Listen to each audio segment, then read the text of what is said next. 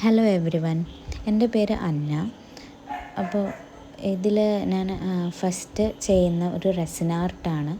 ഞാൻ ഓൾറെഡി ഒരു resin art kit unboxing video ഷോർട്ടായിട്ട് ഇട്ടിട്ടുണ്ട്. ഞാൻ ഈ കിറ്റ് വാങ്ങിച്ചത് ആമസോണിൽ നിന്നാണ്. ഇത് ഒരു ബിഗിനർ എന്നുള്ള നിലയിൽ എല്ലാ മെറ്റീരിയൽസും ഇൻക്ലൂഡഡ് ആയിട്ടുള്ളൊരു കിറ്റാണ്. അറൗണ്ട് 600 റുപ്പീസ് ആയിരുന്നു. അപ്പോൾ ഇതിൽ 2 ടൈപ്സ് ഓഫ് മോൾഡ് ഉണ്ട്, റെസിൻ ഉണ്ട്, പിഗ്മെൻറ്റ്സ് ഉണ്ട്.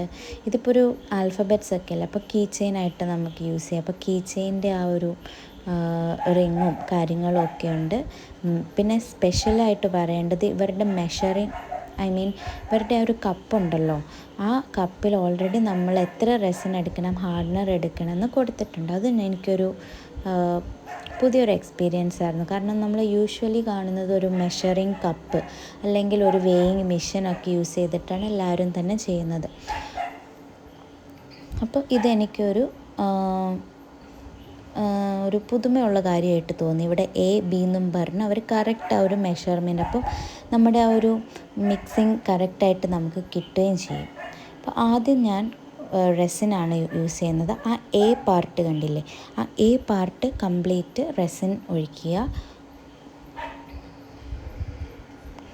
ബി പാർട്ടിൽ നമ്മൾ ഹാർഡ്നർ ഒഴിക്കണം.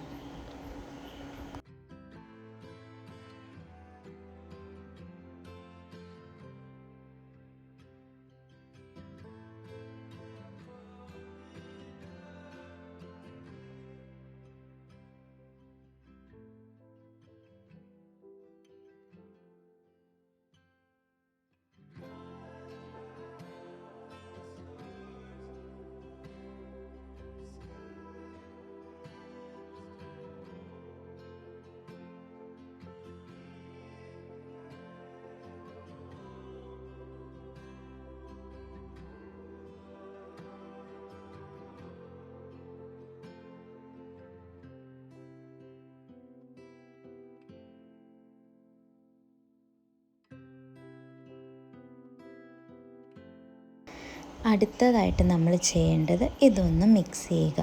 മിക്സ് ചെയ്യുമ്പോൾ നിങ്ങൾ പ്രത്യേകം ശ്രദ്ധിക്കേണ്ടത് ക്ലോക്ക് വൈസ് ഡയറക്ഷനിൽ വേണം മിക്സ് ചെയ്യാൻ.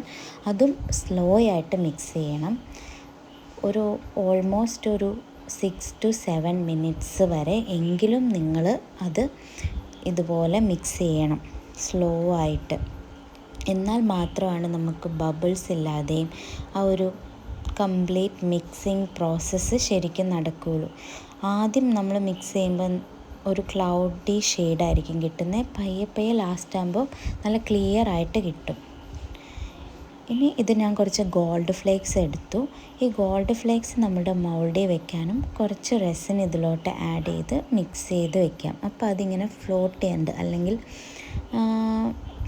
നമ്മൾ എവിടെയാണോ വെക്കുന്നത് കറക്റ്റ് ആ ഒരു പൊസിഷനിൽ തന്നെ നിൽക്കാൻ ഇങ്ങനെ ചെയ്യുമ്പം അത് ഹെൽപ്പ് ചെയ്യും ഒരുപാട്.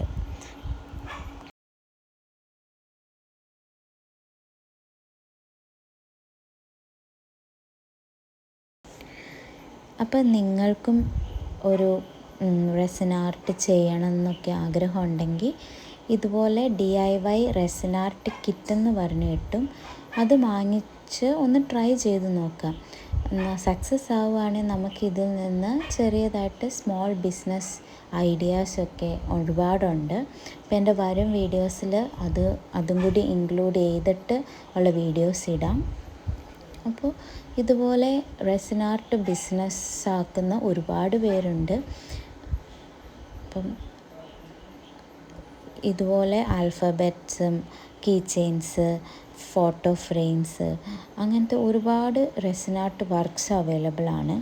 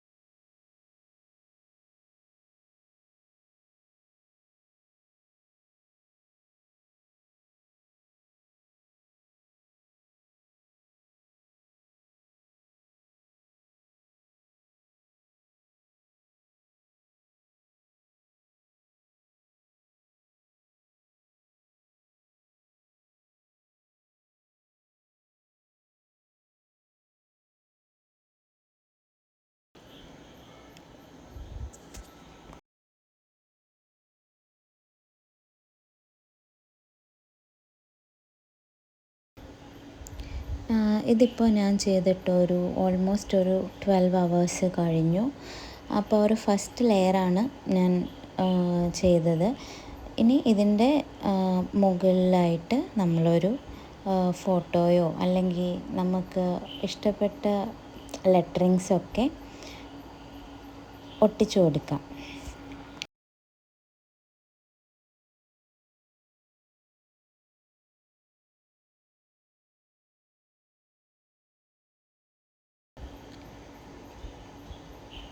ഇപ്പോൾ ലാസ്റ്റ് ലെയർ ഒഴിക്കുകയാണ്. ഫസ്റ്റ് ലെയറിൻ്റെ അതേ amount of resin plus hardener എനിക്ക് ഈ ഒരു ലെയർ ഒഴിക്കാനും ആവശ്യമായിട്ട് വന്നു.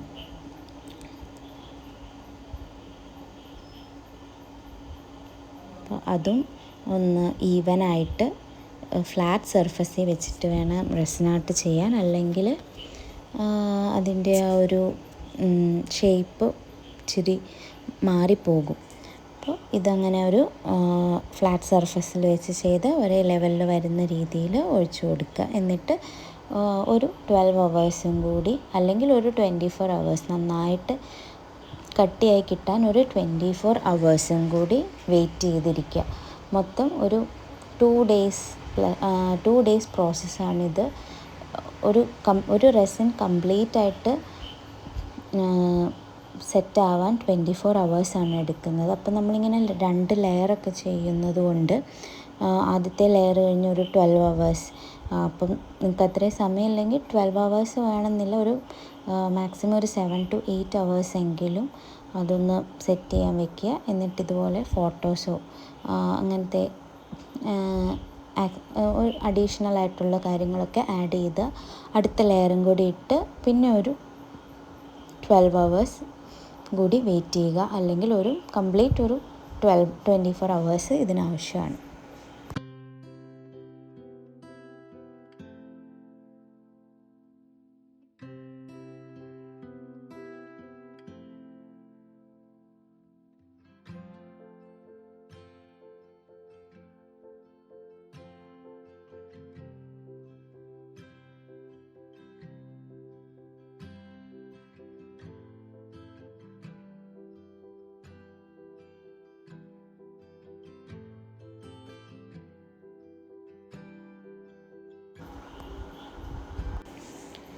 നമുക്ക് അടുത്തതായിട്ട് ഡീമോൾഡ് ചെയ്തെടുക്കാം.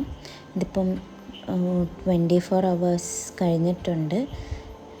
നല്ല നീറ്റായിട്ടും അതായത് നല്ല ഗ്ലാസ് മെറ്റീരിയൽ, ഫ്ലെക്സിബിൾ അല്ലാത്ത സ്റ്റിഫായിട്ടുള്ള മെറ്റീരിയലായിട്ട് റെസിൻ സെറ്റായിട്ടുണ്ട്. അപ്പോൾ ഇത് ഡീമോൾഡ് ചെയ്തെടുക്കാം.